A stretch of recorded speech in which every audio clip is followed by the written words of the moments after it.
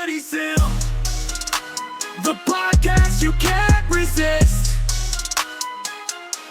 Stephen Michael James, the host you won't wanna miss. From Seattle to the world, his humor will persist. Join the fun, get ready to enlist.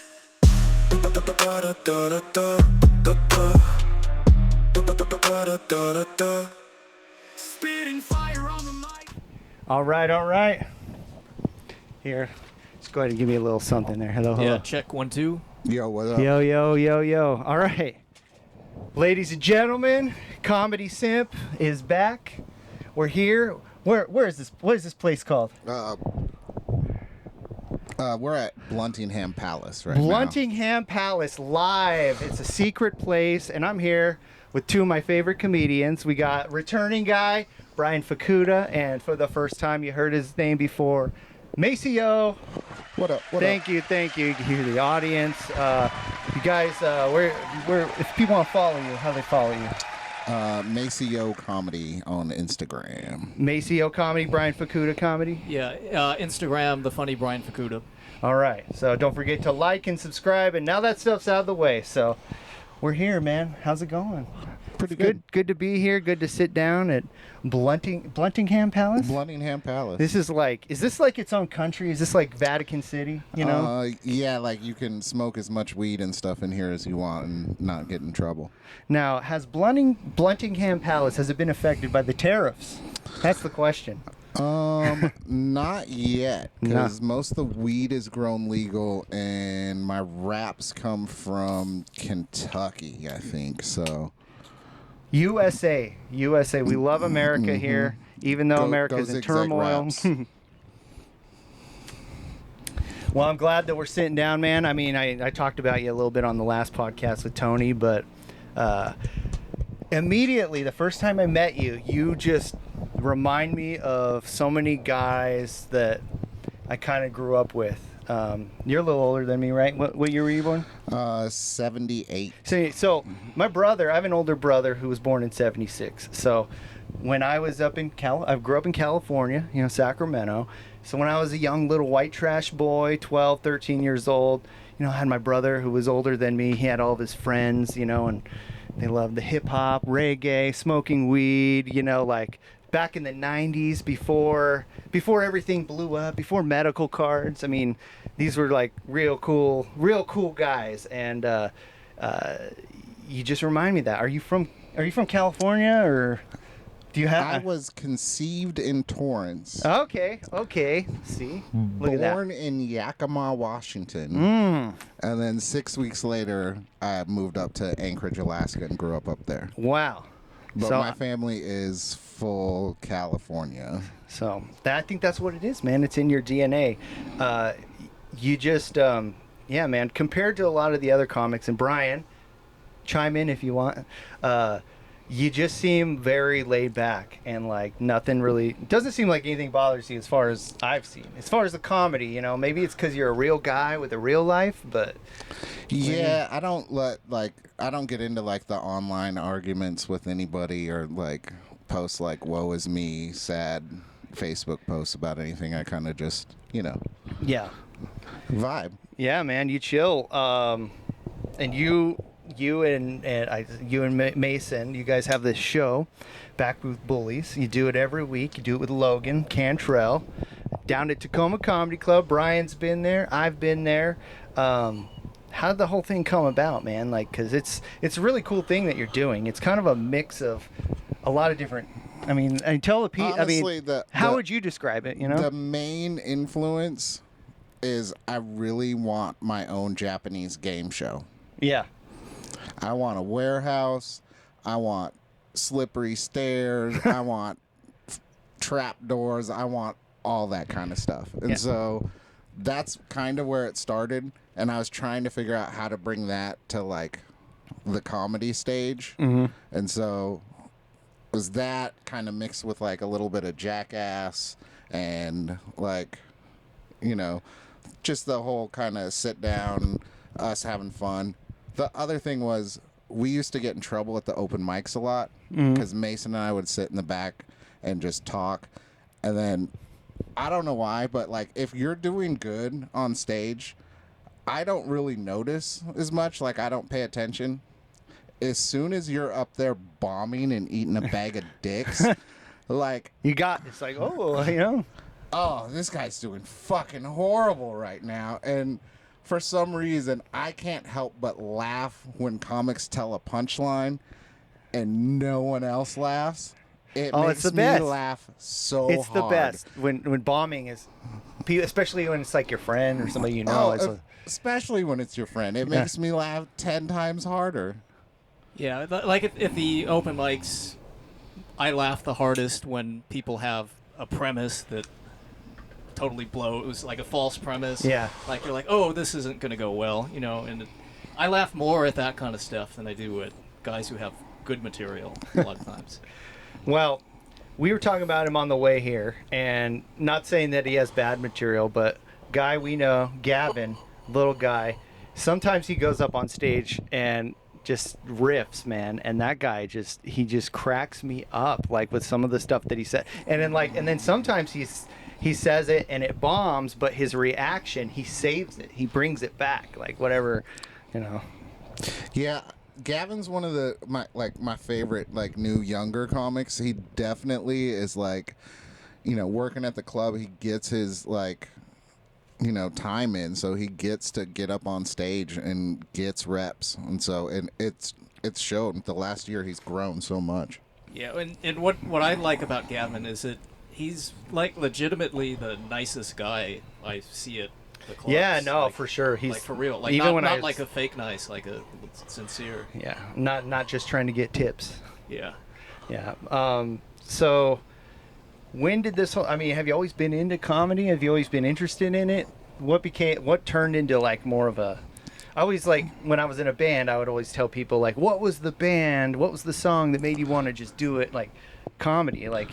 I've only been doing it for like 3 years maybe. But I was always into comedy as like a kid. Like growing up in Alaska, there isn't shit to do in the winter. And so I was one of the few kids that had cable back in the 80s when it first came out. And my mom paid for all the movie channels. Oh, nice. So I got HBO and Showtime and Cinemax and all that. Did you guys have a satellite dish or was it? No, Oh, okay. they It had was just cable cable. TV, Yeah. TV up there, but it was super expensive. Yeah. And my mom was like, screw this, I'm bored, I want to watch TV. And so she just paid for all of it. And so Yeah. HBO back then used to have crazy good comedy specials. Oh, yeah. Yeah. Yeah, so we're about the same age. I think you're about a year older than me, and yeah, I remember the HBO specials and It seeing was like- you'd see Carlin pop up every year, and then all these other new comics. Yeah, it was like Robin Williams, Billy Crystal, Whoopi Goldberg, like. There was a Def Jam. There was Before that, there was this thing for, it was like a homeless person, like charity fundraiser thing. I can't remember what it was called, Yeah. but there would be like 40 comics on it on Yeah, HBO. I remember that. It was like, wasn't like, well, not stand up, but it was something have to like look it up it was and post something the like name or that. something. Like they used to do those telethons and stuff like that on TV. I mean, nobody watches that stuff. Yeah, and it was like every comic who was on Johnny Carson and Letterman. At the Yeah, time. every comic who regularly did Letterman or Carson was on those like specials, and they'd come up and do like 5-10 minutes, and it'd be the next comic. You remember first comedy show you saw in person, like as a fan, maybe, or? So, I was probably 12 or 13, and I just moved to a new neighborhood in Anchorage, and so I was close to downtown. So I was riding my bike around downtown, and there was this limo parked outside of the Performing Arts Center up there, and I fucking was a shithead kid, so I just rolled up to the limo driver, and I was like, "Who you driving?" And he was like, David Allen Greer, he's inside performing. Nice. So I went and locked my bike up and snuck into the Performing Arts Center and went up to the balcony and watched his whole show, and then snuck out afterwards and went out and stood by the limo. and then waited for him to come out. And I had like a little address book in my pocket, and so I got him to sign the address book. And while I'm talking to him, he's like, "Did you sneak into my show?" And I was like, "Yeah." He goes, "I saw you sneak in up on the balcony." And I was like, "Yep, that was me." He goes, "You owe me $20." And I was like, and he's like, "I'm kidding. I hope you enjoyed the show." That's awesome, man. Dude, I used to watch In Living Color when I was a little kid, before I even knew about SNL. Like, I just remember, like, you know. This was like the height of that. This Yeah. had to be 92, maybe Dude, 93. yeah.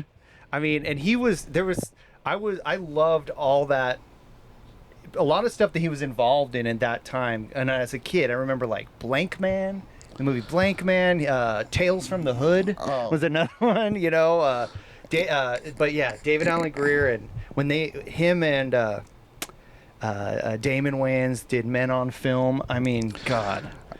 Back in the 80s, there was Robert Townsend used to have yeah. all these movies and Hollywood Shuffle and stuff, and that's where I Meteor learned about like Keenan and all of those guys. Meteor Man was one of my favorites. I actually have like a script that I started working on that's a remake of Meteor Man.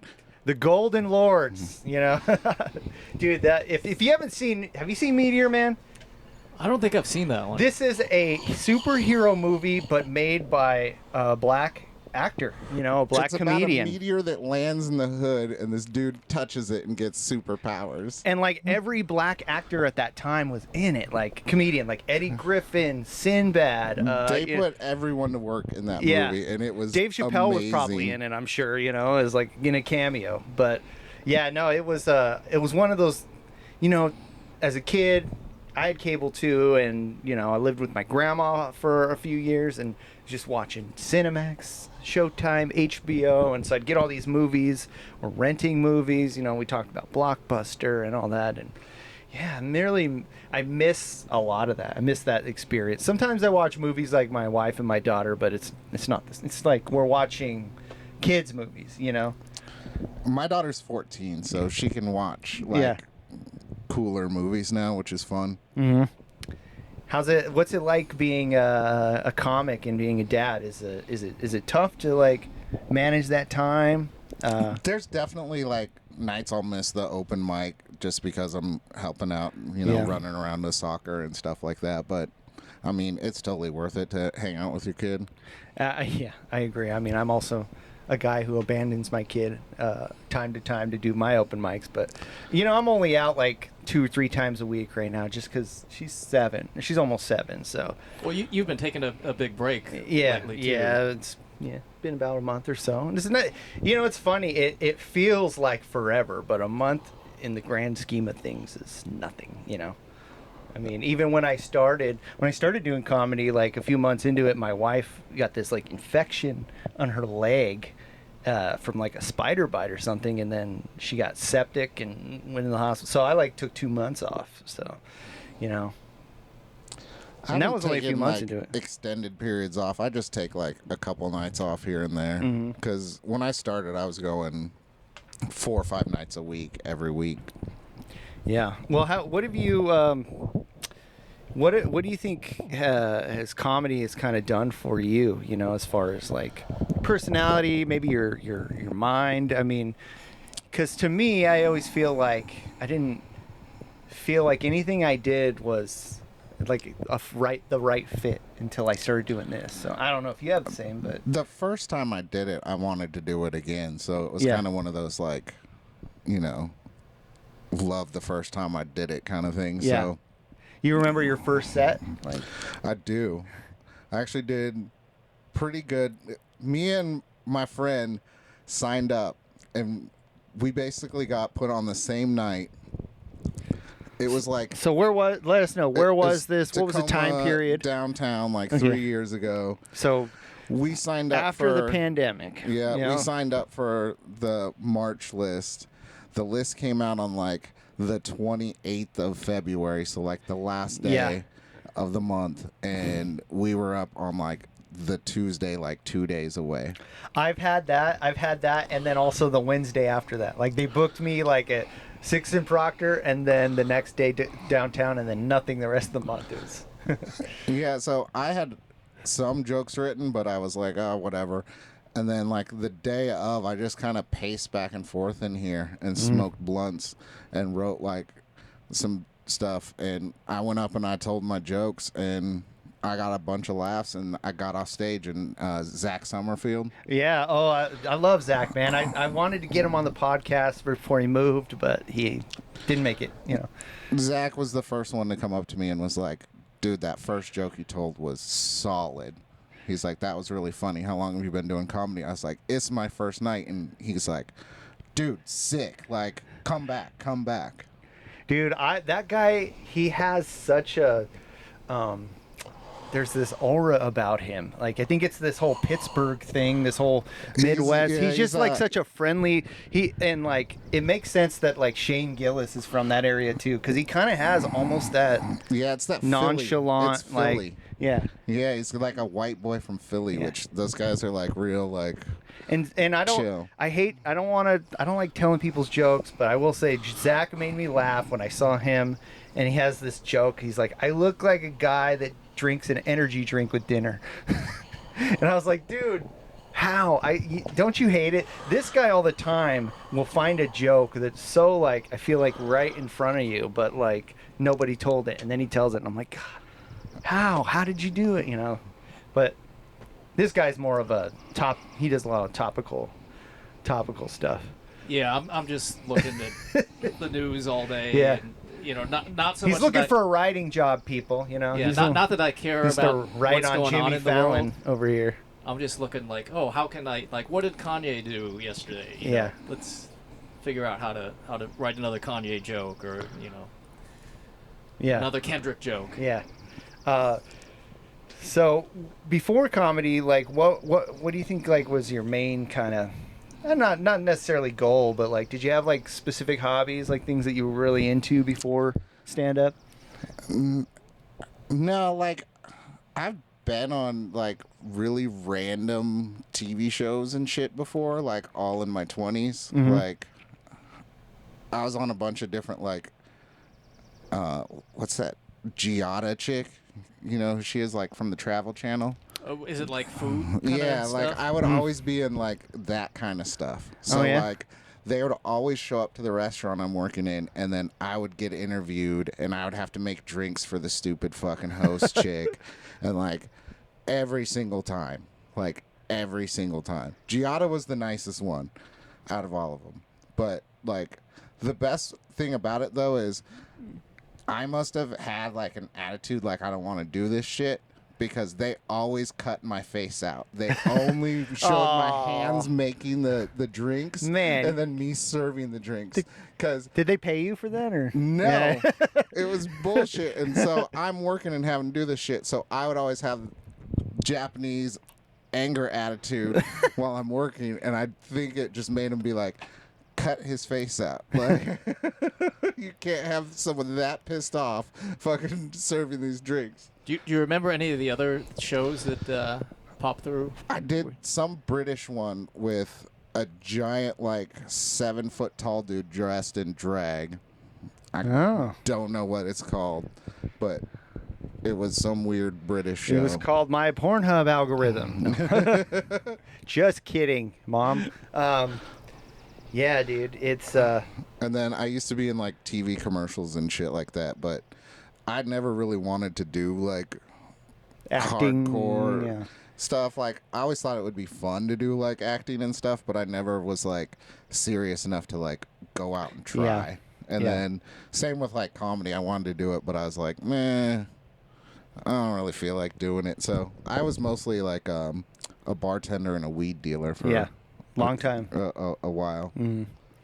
But now, I mean, look at you, man. You're like hosting, featuring for people, right? Didn't you just do a thing with Ryan Long recently?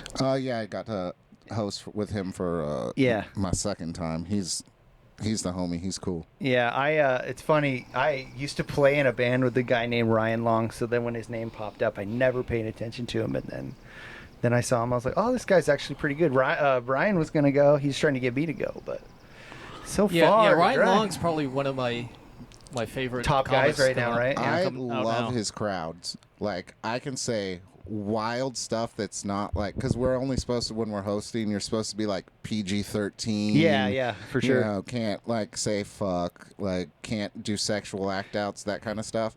So I just do kind of more weird stuff and talk about like midgets and kind of just random weird things. And his crowd is great for that. Like, you can be like weird as long as it's funny. Yeah. They'll fucking die laughing.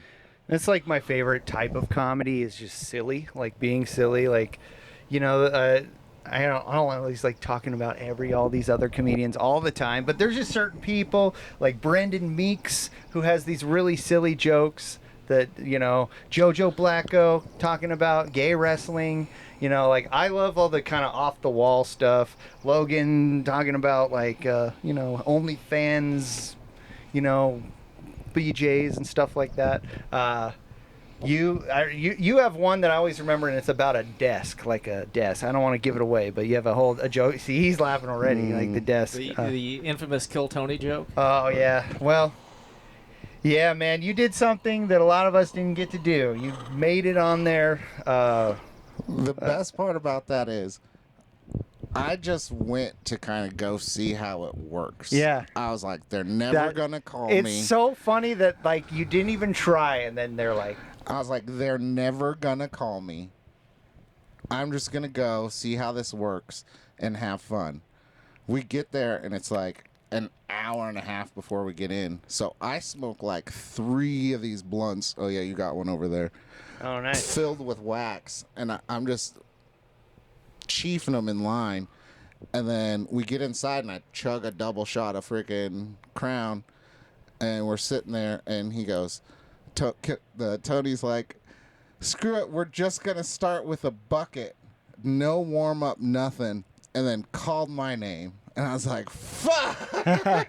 And you guys bought tickets because you were like sitting. I was in the furthest possible spot you could be from the stage. So I had to Prices Right that shit through the crowd while they're all like high-fiving me and shit. Go all the way behind all the tables, down a ramp, up a flight of stairs, and then I was winded and full of adrenaline by the time I got to the stage. So was that your first time going to Texas? Yes. Because I think Mason's been down there a few times.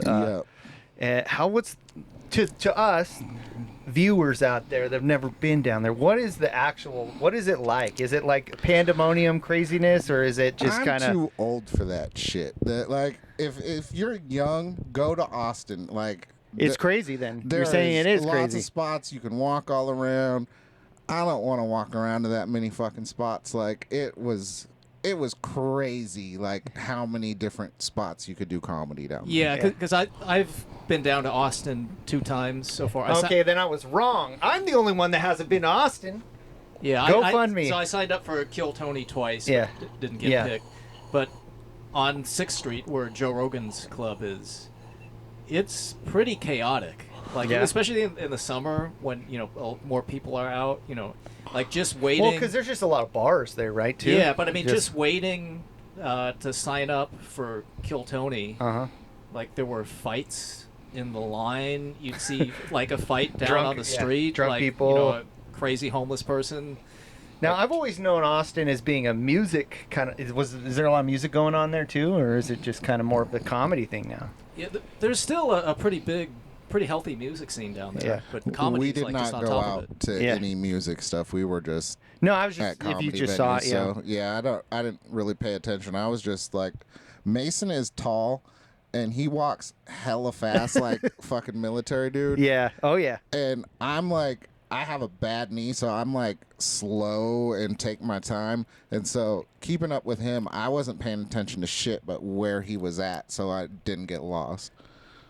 Yeah, and then you win it. What did you think about the whole setup, the club, the crowd, the comics? It's nice, but watch what you order because you will go broke in Joe Rogan's club. It is so expensive. Yeah, well, that's how they pay their comics, right? They pay their comics hundreds of dollars well, yeah, and I'm guessing too, like, people are buying merch, like Comedy Mothership T-shirts and all that shit. After I ate a bag of dicks, I was like, I don't want no fucking hoodie. Yeah. Man, and I just wonder. So if people don't know, I mean, on the episode you were on, you did your set, and then Tony was like, "Should we let Mason come up?" I wonder what he felt like when he was like, "No, Yeah, no." I was no." really hoping. I was hoping that he too, would man, get because a shot. I want, you know, I know that Mason. I don't know if you went with him, but I know that when I saw Tony in Seattle, Mason was at the same show. He got like he got like an autograph or something like that. But yeah, man, it was still cool experience. You were out there, you got your name out there, and it's just like you said, you just have no time to prepare. You're literally running, and I mean, I'm sure you probably didn't even tell the jokes you wanted to tell. I'm sure, right? You know?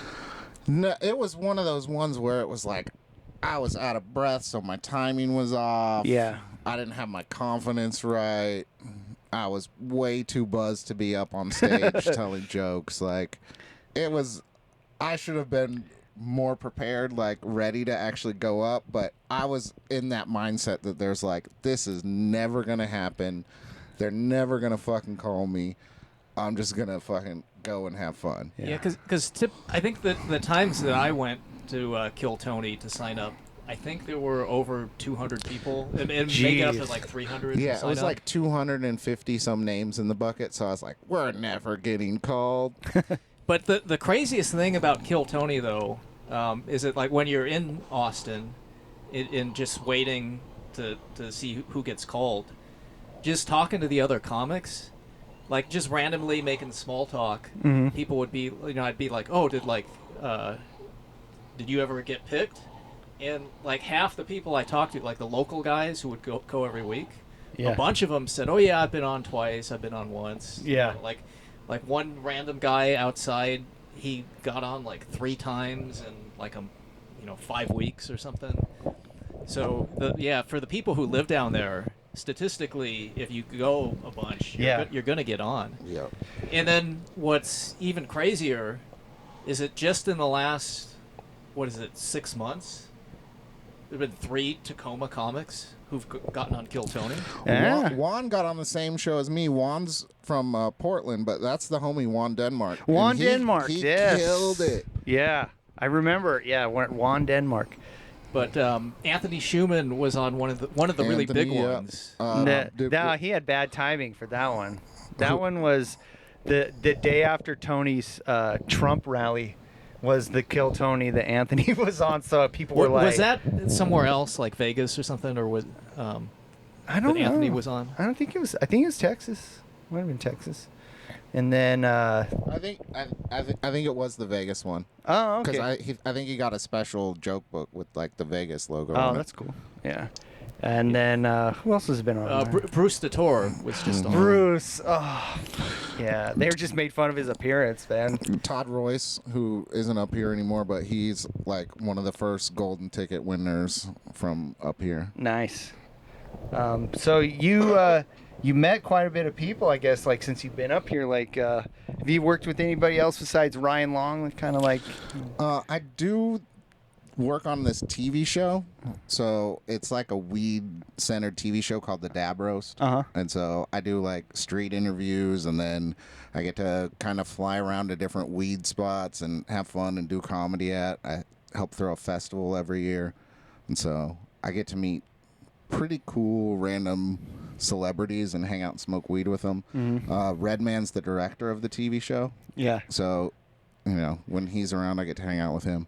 I mean, that's crazy, man. How did that whole thing come about? Because, I mean, growing up in California, I mean, I'm more of a rock, punk, emo guy, but I loved, everybody loved, like, Tupac and Dr. Dre and Eminem, and I never really got into, like, Wu-Tang because West Coast, but, like, I always loved Redman because he just had this, like, comedic thing to him, and I loved, like, How High and stuff growing up, so... How did that whole thing come about? Because you've been doing comedy 3 years, and now you're like working, with Redman. The crazy part is, I was 6 months into comedy, and I entered that comedy voice competition. The Comedy Voice. It's down in Tacoma. Shout out Josh Firestein. You got a lighter. Oh, yeah, there's lighters over there. Josh Firestein was like, oh yeah, you should enter this comedy competition. You're getting good enough. You should enter this. And so I entered it, and I went up and I had like a really good set one night. And afterwards, this like little stoner dude named Nolan came up to me, and Nolan was like, dude, you're hella funny, and you just talk a lot about smoking weed. Do you smoke a lot of weed? I was like, yeah. And he's like, can you roast people? And I was like, yeah, I can roast people.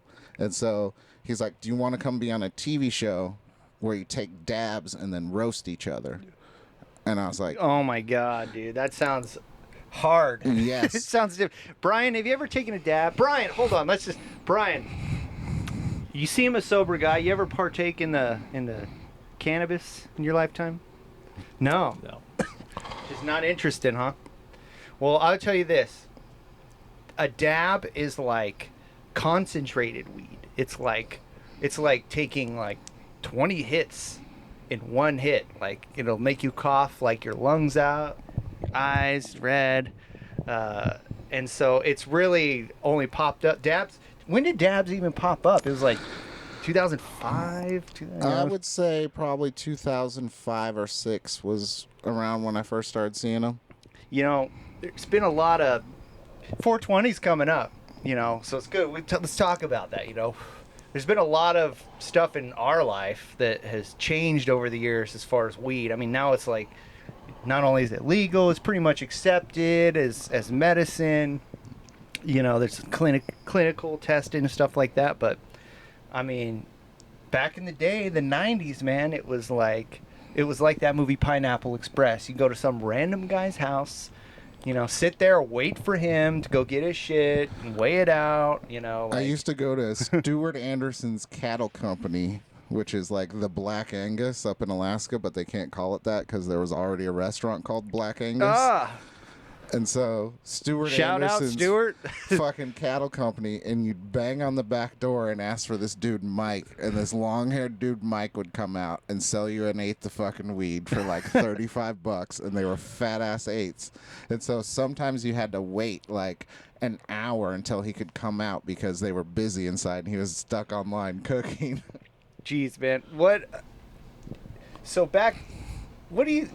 about the time period, what was like the first year, you know, you started kind of getting into like smoking weed a little bit? Like, what age were you at? Like, teenager? Yeah, early, probably like 12 or 13. So we're talking like early 90s, you know, late 80s, early Yeah. 90s. What was weed like back then, especially in Alaska, you know?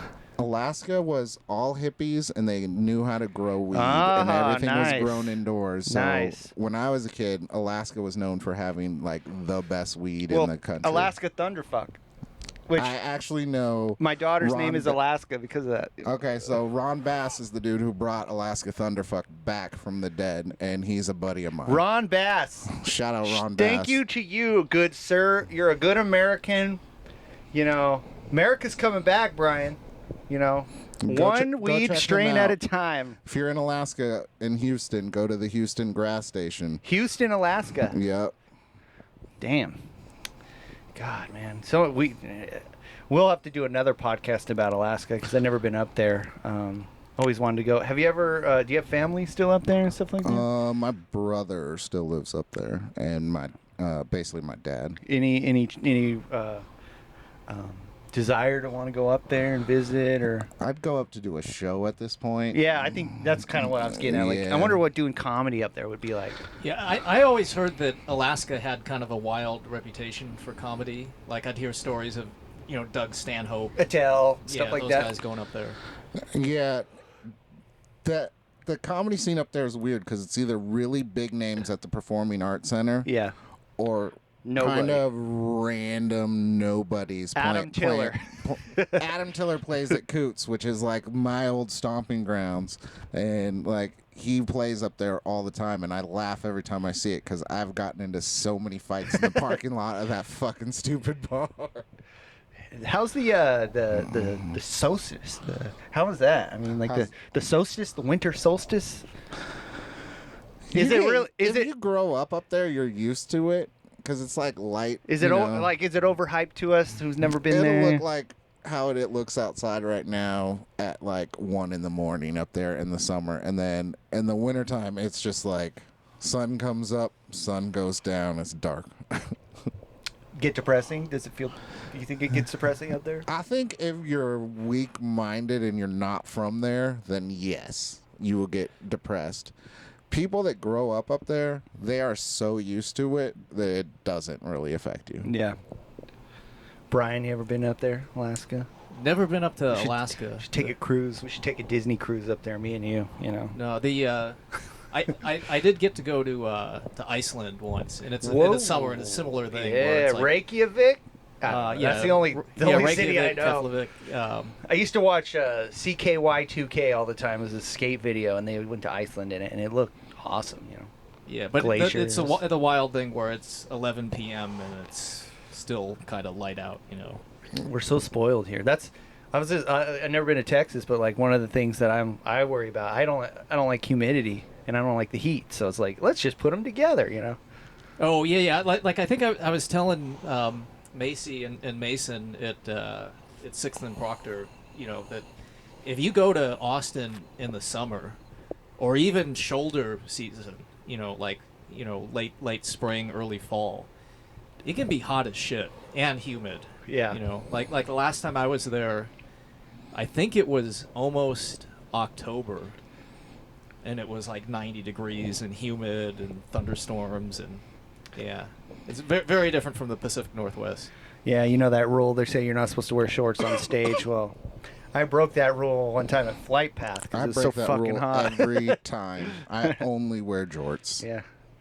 Dude, you're keeping it real, man. Like, my wife doesn't like me to wear those kind of shorts, but, you know, sometimes I'm going to have to break her heart, you know. Oh, see, I've been with the same chick for almost 20 years. She threw out all my velour shirts and shit like 20 years ago. She could not get to the jorts. I just buy new jorts. So, like, you can throw away my fuzzy velour shirts, but I will acquire new jorts if you toss those away. Well, man, we were talking about Red Man. Yeah, we were talking about Dab Roast. Yeah, and then Dab I got started with Roast. that. So, So I got invited to that show, and then they asked me if I knew any other comedians, and I was like, I got this friend named Mason Ain't Shit. You should bring him on. He's really good at roasting too. I've said it many times. I don't want to roast against him. So we get there. Redman's there. There's like rap music, like concert going on, and then they set the stage up. They've been filming with video cameras and shit all night long. They set the stage up with the dab rigs. The first guys to go out are Fitz and I think Willie Dean. Oh, yeah. And Fitz went out on Heelys and rolled across the stage. But right before they go out, Redman goes, if these guys suck, boo they ass. And I just looked over at Mason. I was like, uh-oh. They went out. They got like 2 roasts off each. And the crowd was like, boo. Oh, man. And I just looked Can you over boo at my man James, huh? I looked over at Mason. I said, we've got to hood roast each other just off the dome. No, nothing. No written shit. Just off the dome. And he goes, bet. We went up next. We walked out and we just started roasting the shit out of each other. Just back and forth, back and forth, back and forth, back and forth. The crowd was like, more dabs. And so they had us take more dabs and keep roasting each other. And then they're like, more dabs. And then we took more dabs and kept roasting each other. Oh, my And we God. got off, and I was like, dude, we were up there for like 25 minutes. Like, that was crazy. Afterwards, they're like, yo, man, you were up there for 4 minutes and 26 seconds. That was great. We got a bunch of great footage. And I was just like, no, it had to be longer than that. Oh, man. When you're taking dabs, time stops. Like, it's crazy. I accidentally took a little bit of too many Uh-oh. the other day. You know, I was trying to do a little microdosing. Little just to feel a little better. So I was like, I'm going to eat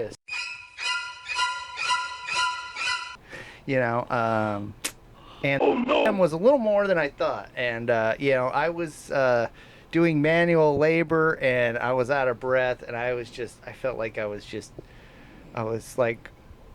I felt like I was in the movie Get Out, where he gets sunk in and he's like can't get out. I was like, this is, and I kept thinking like, man, this is taking forever. This is like, when is this gonna end? And it was like literally like an hour and a half. It's just an hour and a half. But if you don't do weed, you definitely don't want to, Brian. I applaud you for keeping it real. I got friends that do ketamine. You don't want that. Elon Musk does ketamine. We don't want to go down that. Ketamine makes Nazis. Brian looks like he would be more of like a Molly guy. Yeah. He looks like he would just be like. You drink beer though, right? Sometimes. No, I don't even drink. Oh my God! What made you choose this lifestyle? Just something I.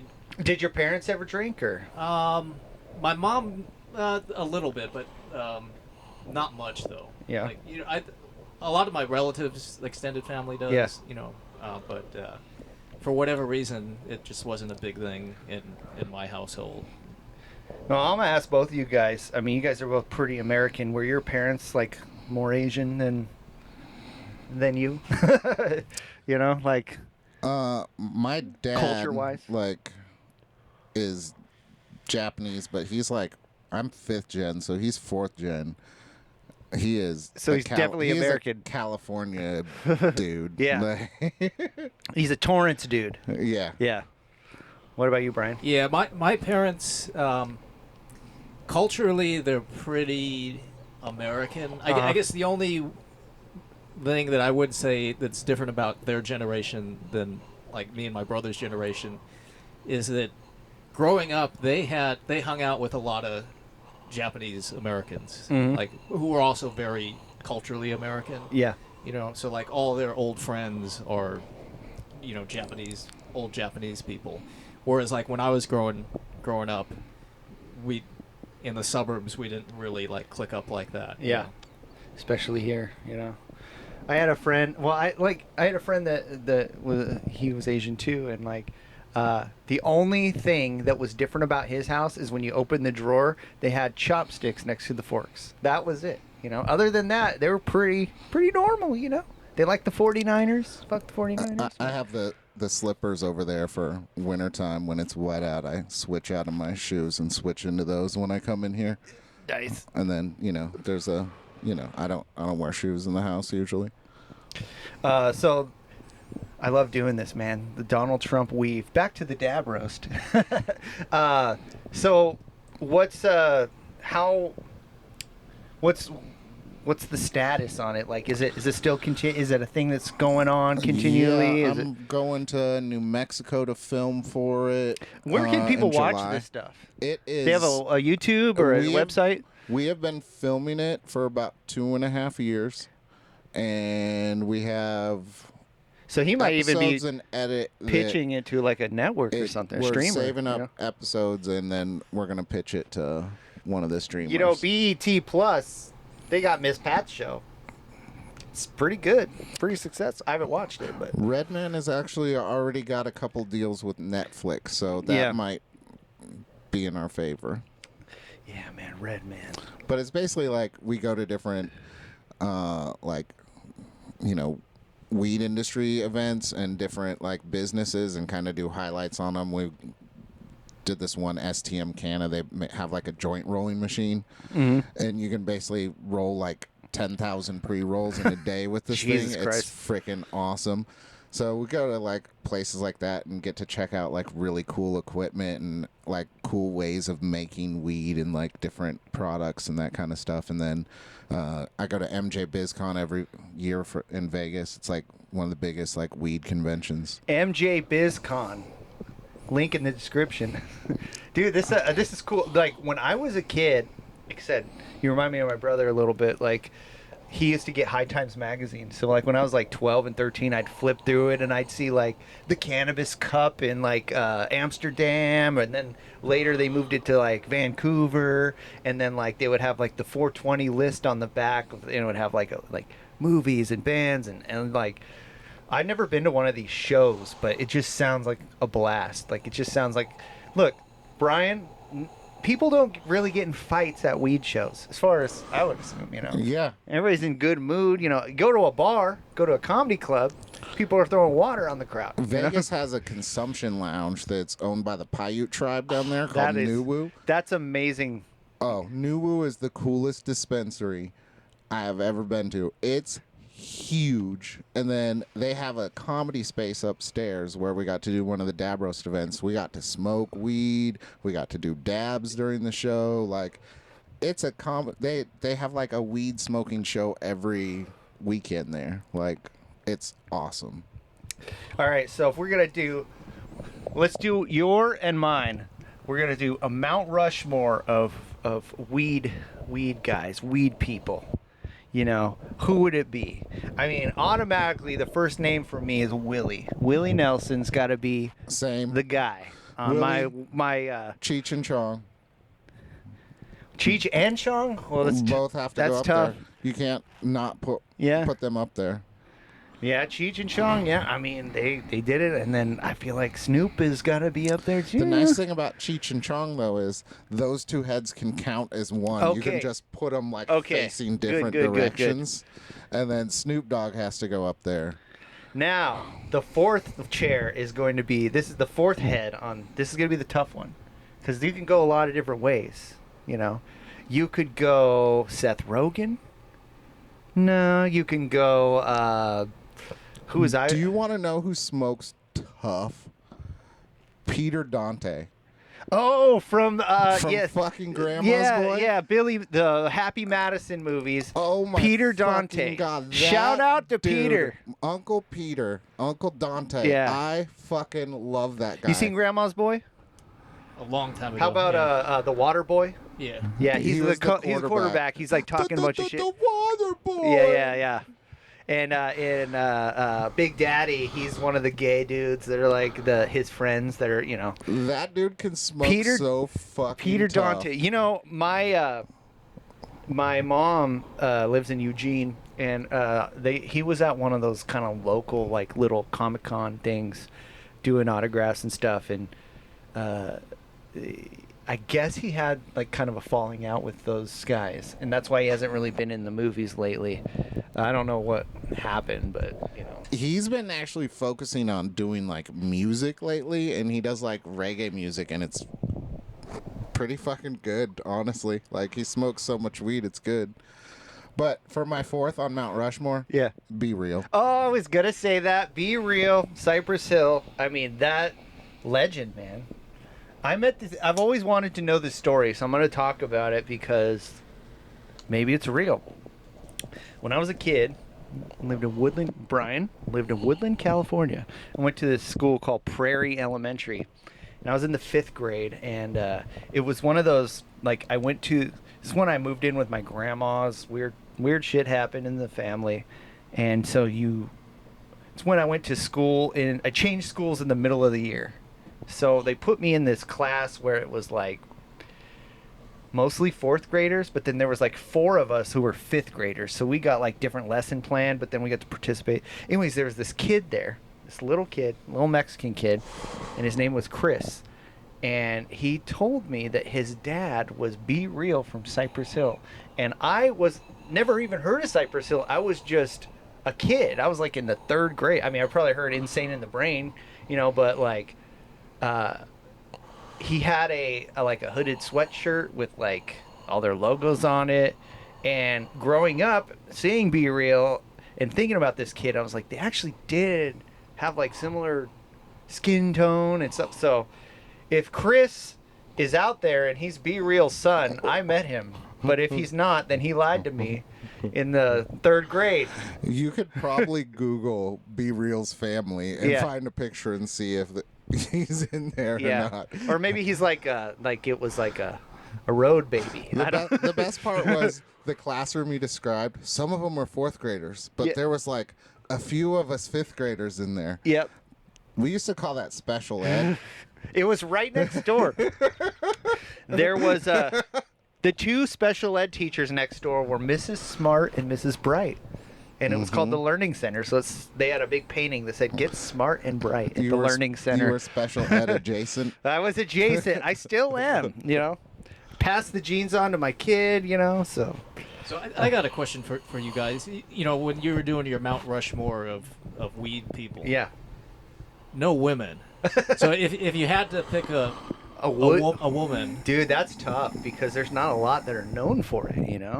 Although why is that? But the thing is, like, every cool chick that I've ever met also smokes weed. Like regular chicks. Like a nurse. Like a nurse that has a hard shift and then she just gets off. I would say Macy Gray. Macy Gray. Oh, dude. Macy Gray. She's probably partied on some other stuff. I recall back in 2013, I used to watch the New Year's Eve I don't know. I'm really nostalgic for stupid shit. Like, because when I was a kid, I used to get excited for the Thanksgiving Day parade, New Year's Eve. And I don't always watch it, but I'll tune in to see stuff. So in 2013, there was this infamous New Year's Eve that happened in L.A. So normally New Year's Eve happens in Times Square or Vegas, Dubai, whatever. This was in front of the Chinese Theater in L.A. and Hollywood, and the host was Jamie Kennedy.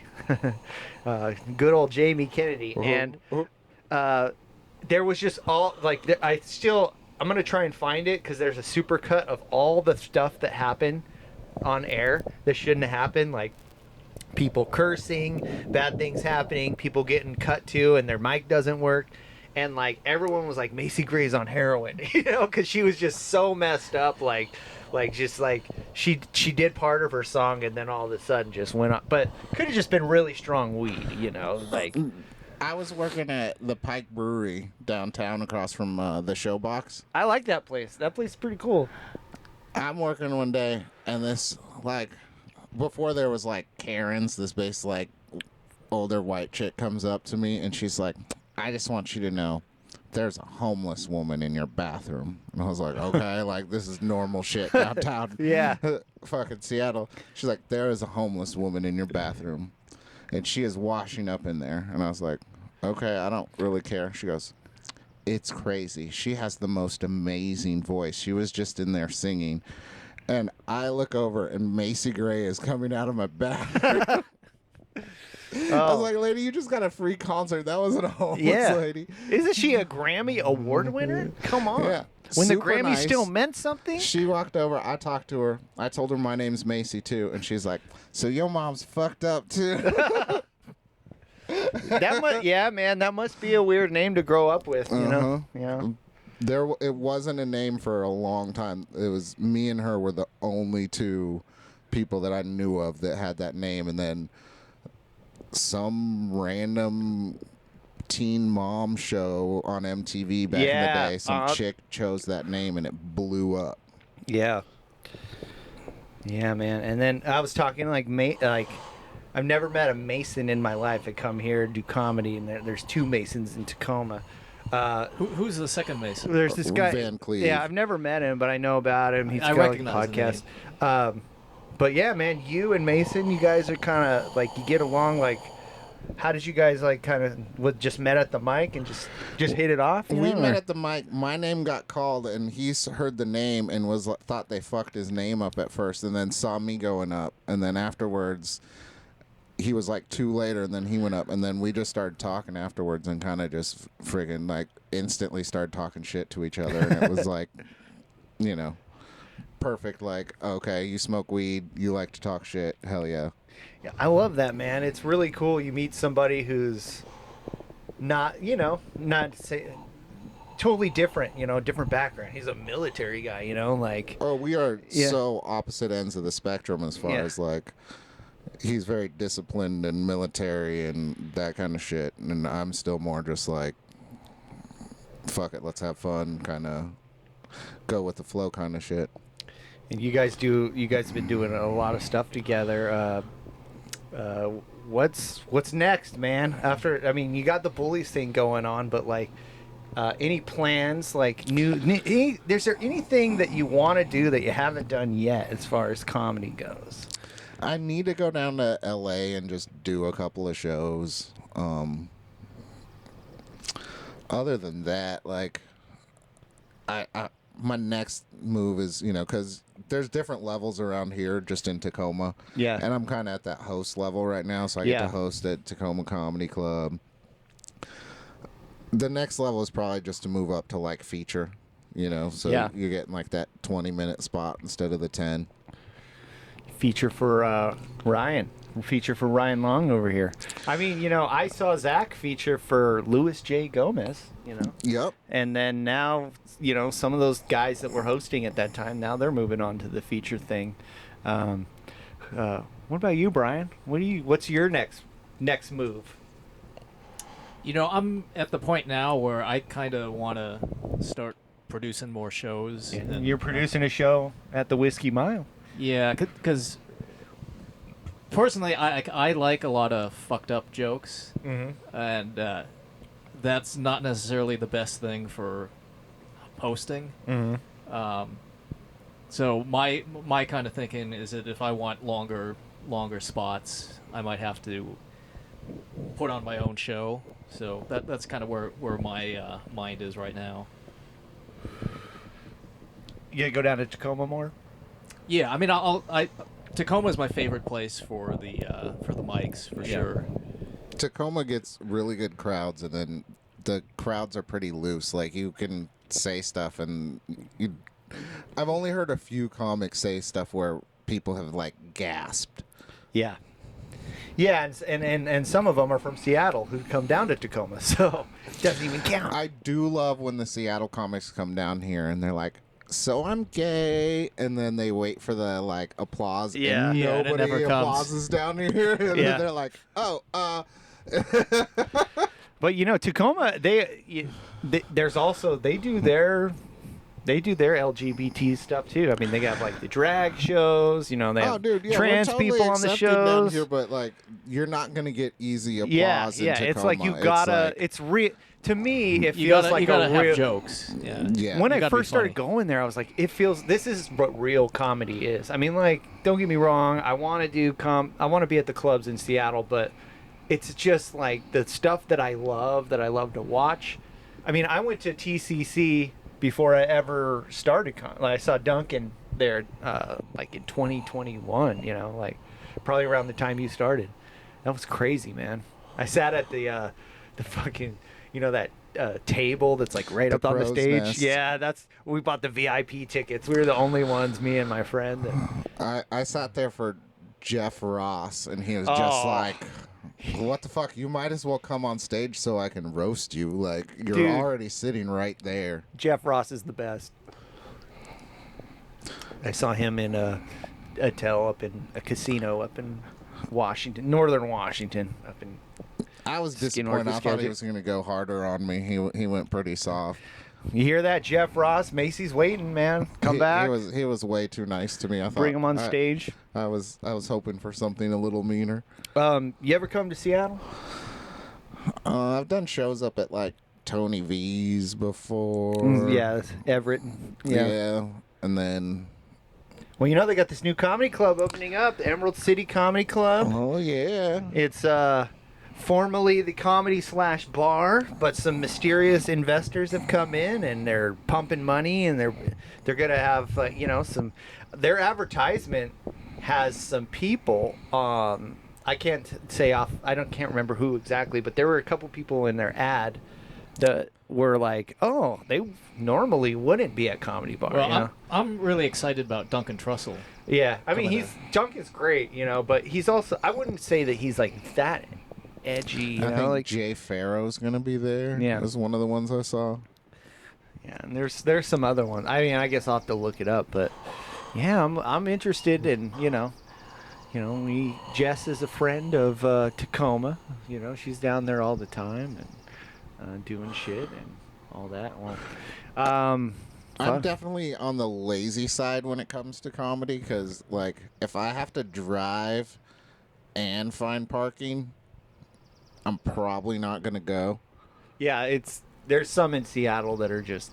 Yeah. But if someone's like, hey, I'm going up to whatever, Mike, do you want to roll with me? And I know I don't have to drive and I can just drink and smoke and shit and not worry about DUIs, then, like, yeah, I'll go. But I'm definitely more on the lazy side when it comes to, like, driving up to Seattle and stuff. Yeah. Well, you should have Macy do a feature at the Whiskey Mile.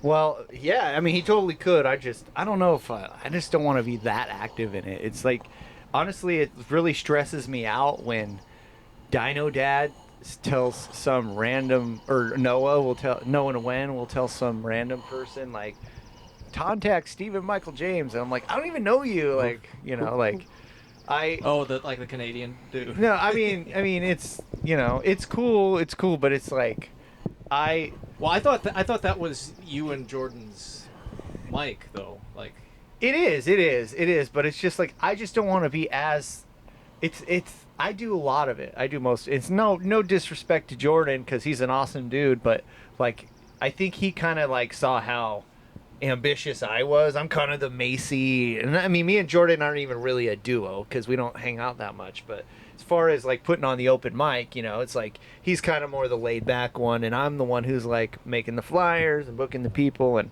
I think he saw that I was, like, just getting people set up, so he's like, all right, I'll just let Steven do it. But, you know,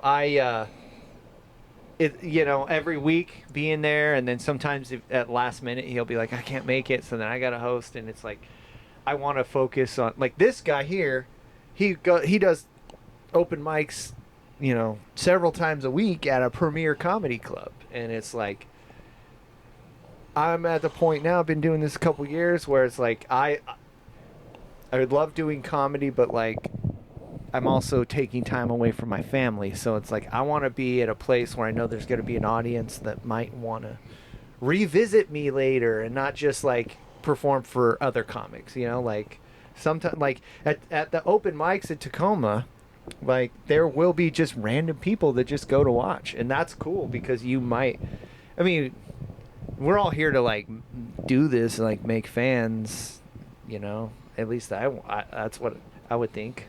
And so, if you're just doing comedy for other comics, then I just do. You do it for the love, but you're not gonna really progress. I just do comedy because I like hearing that people say that they're offended. Yeah. So that's.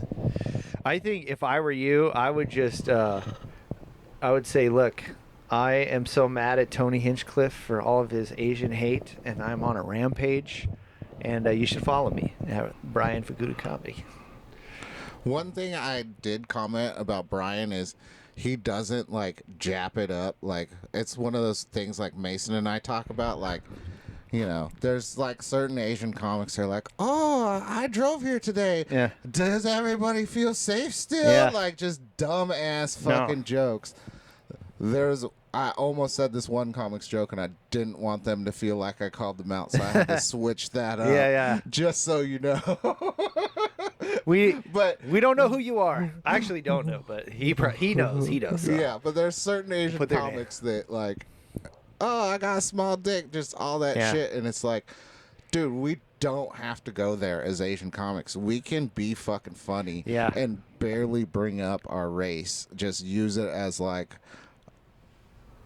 a topic point, not like play into the stereotypes. I think it's a different thing if you're, you know, grew up in like as a new immigrant, that kind of thing. Like, yeah, I get those comics wanting to, you know, that's their life experience, right? But also, it's like, it's low hanging fruit. It's so easy to just, like, oh, my mom doesn't speak English, and then just have, like, a bunch of jokes about having to explain English to your mom. Yeah. Like, it's low-hanging fruit. Yeah. No, and I had this conversation with him a long time ago. I was like, dude, like, this guy, he doesn't do anything. That's why I asked. I was like, because you're so American, you know? Like, you're barely Asian. And you're just Asian by, you know. I've got an Asian name. Yes. Last name. That's it, you know. Shit, man. I think most of the, like, Asians who actually grew up in America, though, are super Americanized, just because, like, you get your ass kicked if you don't become Americanized quick. Like, especially back when we were growing up, you couldn't be like super Asian. Like, Yeah, well, that's what's kind of weird that I noticed. Like I was saying, my parents' generation, they kind of mostly hung out with other Asian, other Asians. Yeah. And then like my generation, like our generation, and then Yeah. probably into the 90s, it's like, well, that's not cool. Like you want to like hang out with everybody. Yeah. And then weirdly, in maybe the last 20 years, it seems like Asian culture has become like cool. Oh, And- it's the coolest culture. You know, like, with the anime and like so you and- have like white kids who like dress up like anime characters. It's all us like mixed generation kids too, because then you get like all these like mixed where you got the white people are coming into the family now, and so white people are getting into Asian culture, and like, you know, you got a lot of like black people that are into Asian chicks too, so you have that like crazy mix going that way. So yeah, the next big pop star is gonna be a half black, half Asian girl, and she's just gonna like destroy. Like she'll be like out. She will eclipse Taylor Swift, and Beyonce. We don't know. She hasn't been born yet, but she's coming. She could be yours, Brian. If there's a woman out there that wants to do this with Brian, let me know. I could set it up. Brian looks like he has like a 401k, ladies. Like, look at the way he's dressed. That's 401k. Yeah. Oh, I know he does. This is I have money in my sock drawer. This is yeah. This is I do comedy many nights a week. Yeah, well, it's funny you mentioned the 401k because I just the other night I did a 401k joke. oh yeah. Yeah. You want to share it, or you want to? Are you saying yeah, it? because Say it's topical. Yeah, yeah, like, go for it. The whole tariff Yeah. situation has kind of wreaked havoc on the stock market. My 401k has gone down faster than that helicopter over the Hudson. It's been a real bloodbath. I have one. Oh shit! I'm just. The nice thing about that joke, planes and stuff crash so often now, you can change it up every week and just put Yeah. a new flight in there. Dude, yeah. Flying in a plane used to be a privilege. Now it's like a punishment. It's like, you're not gonna make it. It's like you roll the dice. It's scary. I'm just glad I can't afford it. It's the same thing with a Tesla. Couldn't afford a Tesla, so now nobody's fucking with my car. I drive a Honda. That thing is reliable. Still owe about $10,000 on it though. I don't think I'm ever gonna pay that shit off. Well, shit, man. We've been talking for a little over an hour. It's been fun. We're gonna go see Tony Cardoza one last time. He's probably wasted by now. It started 42 minutes ago. How Yeah. many shots have people bought for him already? Oh man, yeah. I don't even know. I don't He's- even know who's gonna be there. It'll be interesting though. He's probably passed out on the back patio already. And he's a skinny guy. I mean, he's a strong guy, but like he's still pretty small. So I don't know. He's in like Space Force or whatever that shit is in the military. So like he can probably drink. yeah, he said that one of the first things he's gonna do when he moves is start smoking weed, and it's like, oh man, he's not even gonna know. He said he hasn't smoked weed since he was like 19 or something like that. He better smoke with us before he leaves. Yeah, Then he's not gonna know. He's not gonna know what hit him. It's like because things now. I mean, like vaping and vape cartridges. Like I used to have one of those vaporizers that was like a box with a knob on it, and it had a tube.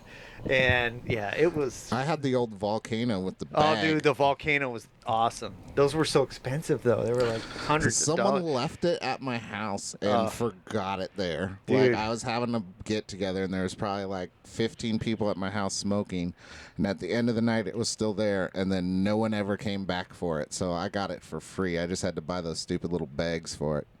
Yeah, it's dude, those things. Well, Macy, you should have Tony Cardoza on your dab show. Yeah, down in L.A. He says, he's like, hey, if any comics want to stay on my couch, I'll let you stay for a week. I was like, okay. Take you up on that, Tony boy. Shit, man. You got anything coming up? Anything you want to talk? Any shows coming up featuring Back hosting? Booth Bullies every Monday at Downtown Club. Follow Back Booth Bullies on Yep. Instagram. I'm hosting for Fiona Cowley coming up. She's another Kill Tony alum. Oh, nice. And then Cantana Festival, August 16th, Seward Park. It's free. Okay, so wait, just before we close this off, talk a little bit. What is this festival? You said, is this the one that you put on? Yeah, I help throw this thing every year. We've done 2 so far. I've got to do comedy both years. Oh, is this the one that you hosted with Mason last year? Yep. Oh, okay. I might have to check this out. Last year we had Nappy Roots. We had Rabbit in the Moon, which is crazy, EDM laser show. Scotty Austin, Peter Dante was there hanging out. Muck Sticky, Seed Squatch. That Red sounds Man, awesome, of course, man. was hanging out. And then the year before, I got to do comedy right before Prof and Tech 9. Einstein Tech 9. We Yeah. have not announced what our musicians are yet this year, but it's free, and it's at Seward Park on August 16th. So Oh, dude. you might as well just show up. I'll just show up with my podcast stuff. do live on the scene. We Me- actually have spots for podcasts, so if you want the Hey. info, I can hook you Oh, up, dude, and that- you can do your podcast from the festival. Dude, that would be insane. That would be fun. Yeah. Oh, Cantana Fest? Is that what it's called? Cantana Festival. Cantana Fest. Wow, that's cool, man. For a guy who says he's lazy, he puts on a festival. He's got a show every week. He's featuring for big names. Man, that's pretty cool, man. You've done a lot. Brian, any last words to close this out? I'll just plug the show we got at the Whiskey Mile on Saturday, May 17th. May 17th. Yeah, it's going to be a benefit show for Washington State dog rescue called Red Wagon Rescue. And we got Steven's going to be on the lineup. some good people. Some great comedians on there: Bruce DeTore, Vesely Velasquez, Lori Peck, and Jordan Macias. And So- dogs. We gonna have dogs there. Yeah, the rescue's going to bring a few dogs. Nice. Dogs, pups, and And I think that, if we're lucky, we may be able to get a dire wolf or two. So Oh, I'm looking forward to shit. that. oh shit, this guy's got the hookup on the dire wolf. No, don't want that. Oh, well, all right, guys. That's the Comedy Simp Podcast. So thanks for watching, and Rising up we're in the out. comedy scene. He's a force to be reckoned. Comedy Simp, the podcast you can't resist. Stephen Michael James, the host you won't wanna miss. From Seattle to the world, his humor will persist. Join the fun, get ready to enlist.